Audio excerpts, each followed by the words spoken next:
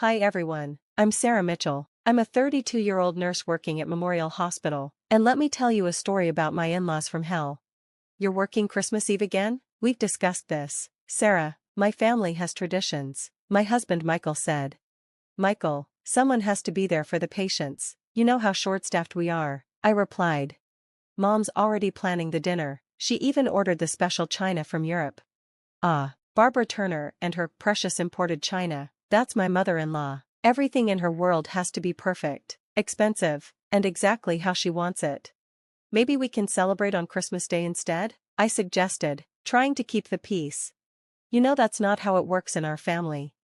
Our family? More like their family, even after 5 years of marriage. I still felt like an outsider. Michael wasn't always like this. When we first met at a hospital fundraiser where his family was making a big donation, he was different, sweet, understanding, and supportive of my career. Then came the dreaded Sunday dinners. Sarah, darling, Barbara's voice was dripping with fake sweetness. That scrub color makes you look so tired. Have you ever thought about a career change? The Turner family has a reputation to maintain. I love my job, Barbara, I said, forcing a smile, while Richard, my father-in-law, chuckled behind his whiskey glass. Leave her alone, Mom, said Jessica, my sister-in-law, with fake support. Not everyone can be as successful as me in the family business. Yeah, success, handed to her straight out of college when Daddy made her a VP. That night, I called my best friend, Rachel, who also works in the ICU. Girl, you won't believe what Barbara said this time. Let me guess, another dig about your job? Rachel replied. When are you going to stand up to these people? It's complicated, I sighed. Michael has changed. But what, Sarah? He's becoming just like them. I sighed, checking my phone for messages from my dad. His latest scan results were due today. Dad's cancer is getting worse. Rachel, I need to focus on him right now. How's he holding up? She asked. Like a champ, still cracking jokes about grading papers from his hospital bed. He says his students probably prefer him being sick because the substitute isn't as strict. My eyes welled up thinking about him. 25 years teaching high school English, and now he spends his days in and out of chemo. Have you told Michael about the new treatment options? Rachel asked. I tried to, but he was too busy planning his parents' anniversary party, 500 guests, can you believe it? Meanwhile, Barbara's questioning why I need to visit my dad 3 times a week. That's messed up, Sarah. Tell me about it. Yesterday, Michael actually suggested I tone down my hospital visits because it's affecting our social schedule. Their social schedule, you mean? Rachel corrected. Exactly. God forbid I miss another charity gala to take care of my dying father. The doorbell rang, another delivery for Barbara's over-the-top party. I'd be the one organizing it all, of course. Got to go, Rachel. Time to sort through Barbara's latest essential purchases. Apparently, normal napkin rings aren't good enough for the Turners. Stay strong, girl, remember, you're worth more than their whole fake designer world, Rachel encouraged. Then the phone call came. Your father's taken a turn for the worse. Sarah, you should come now, the doctor said. The words hit me like a truck. I was in the middle of preparing for yet another Turner family dinner. I'm sorry, I can't make it tonight. My father's condition has worsened. I texted in the family group chat. Barbara's reply was instant. This is absolutely unacceptable. It's Richard's birthday dinner. Moments later, Barbara called me directly. My father could be dying, Barbara. Oh, please, she scoffed. You're being dramatic. He's been dying for months now. I drove to the Turner mansion anyway, to explain in person and grab a few things from Michael's study. The pre-dinner gathering was already in full swing when I arrived. Well, look who decided to grace us with her presence after all, Barbara announced loudly to the room. I'm just here to grab something and explain, I replied, ignoring her snide tone. Suddenly, Barbara shrieked, Has anyone seen my bracelet? I just had it. Jessica smirked. Maybe you should check Sarah's pockets. She did come in here rather suspiciously. I froze. How dare you? I said, shaking with anger. Empty your coat pocket, Sarah, Michael said coldly. You can't be serious, I shot back. If you have nothing to hide, Barbara taunted. Jessica walked straight to where my coat was hanging, reached into the pocket, and pulled something out. Oh my, look what we have here, she said, dangling Barbara's bracelet from her fingers. I felt sick to my stomach. I didn't take it. Someone planted it, I shouted, my voice shaking. Our Sarah, a common thief, Barbara sneered. I always knew she was after our money. Michael, you know I would never, I said, turning to my husband. Save it, Sarah, we all saw you skulking around earlier, he snapped. Skulking? I came here to tell you about my dying father, Michael.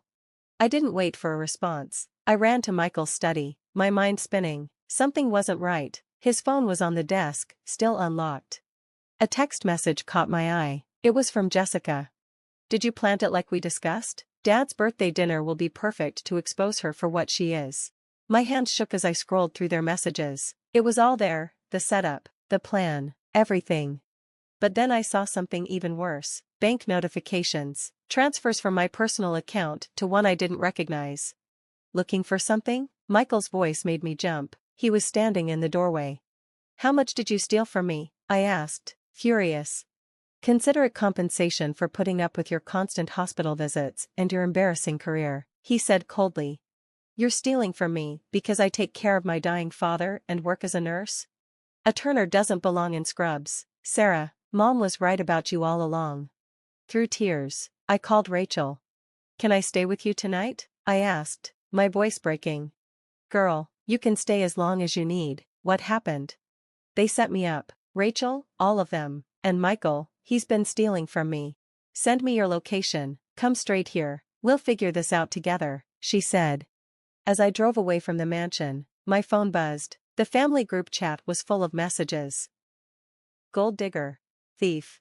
Always knew she wasn't good enough. But they had no idea. I had screenshots of everything, the setup, the theft, every last message. Later, at Rachel's, I spread the bank records across her dining table. She handed me a coffee as I wiped my tears. Michael stole almost 50 grand from me, Rachel, who knows how much more I haven't even found yet. You need to meet someone, Rachel said. Her name's Amanda, she's a private investigator. When my ex tried to screw me over, I worked with a private investigator named Amanda. She turned out to be a blessing in disguise, sharp as a tack and relentless. These transfers aren't random, Amanda pointed out during our meeting. They're being funneled through shell companies. Classic money laundering. Money laundering? I asked, stunned.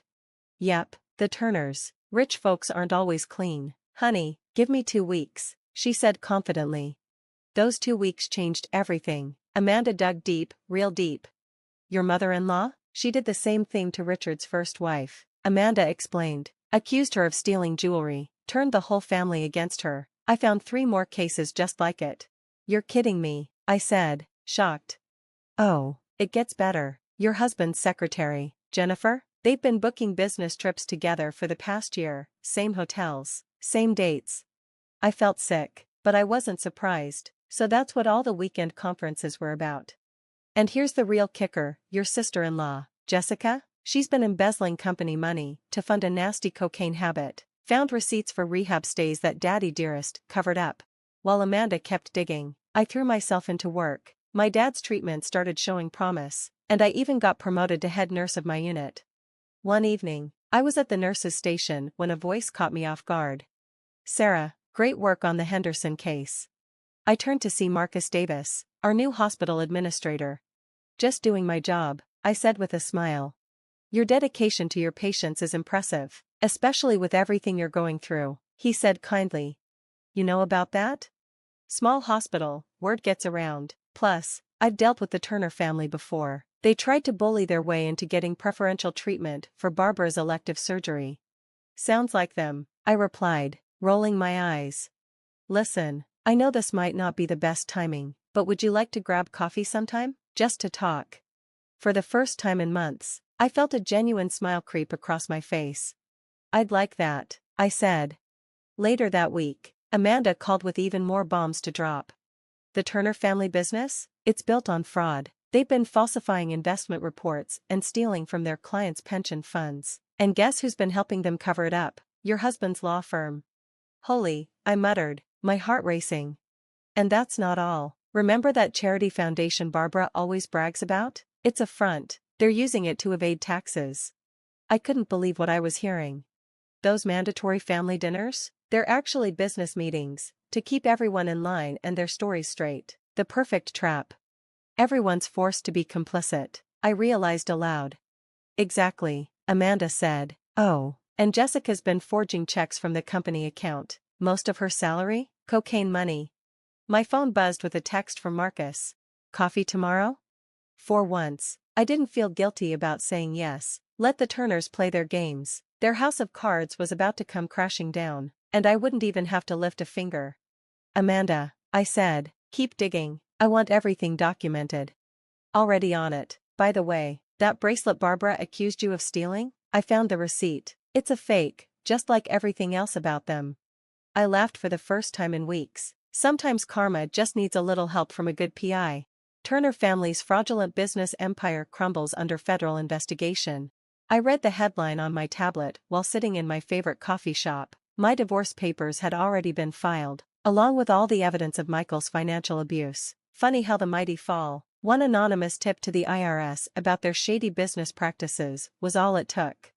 Sarah, did you see the news? Rachel rushed in, waving her phone.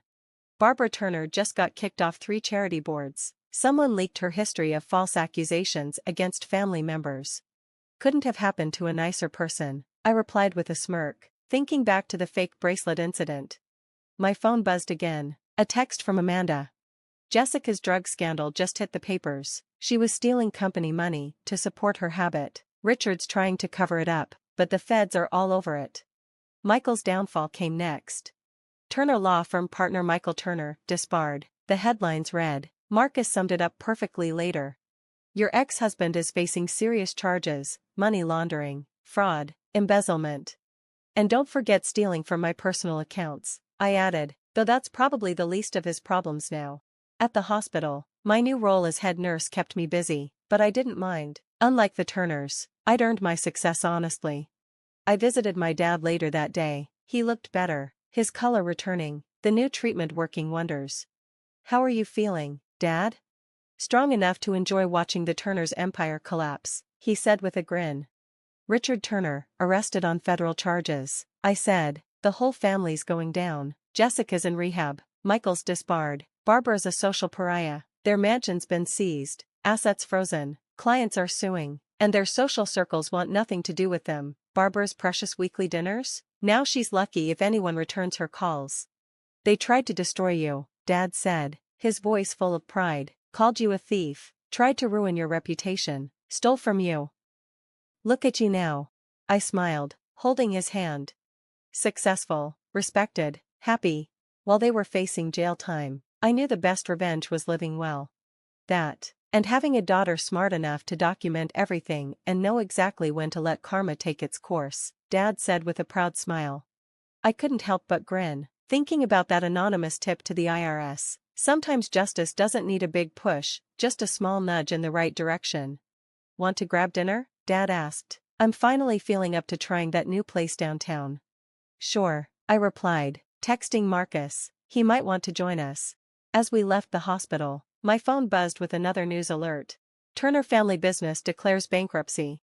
I clicked my phone off. I had better things to focus on, my career, my father's health, and my future with Marcus. The Turners could deal with their karma. I was too busy living my best life to care anymore. What would you do if you found out your spouse not only sided with their toxic family to falsely accuse you of theft, but was also secretly stealing your money while you cared for your dying father? Would you expose them immediately or quietly collect evidence like I did? Drop your thoughts in the comments below. I'm curious to hear how you'd handle such betrayal from someone who was supposed to have your back. If you enjoyed my story about karma and justice, don't forget to hit that like button and subscribe for more real-life stories about dealing with toxic people and coming out stronger.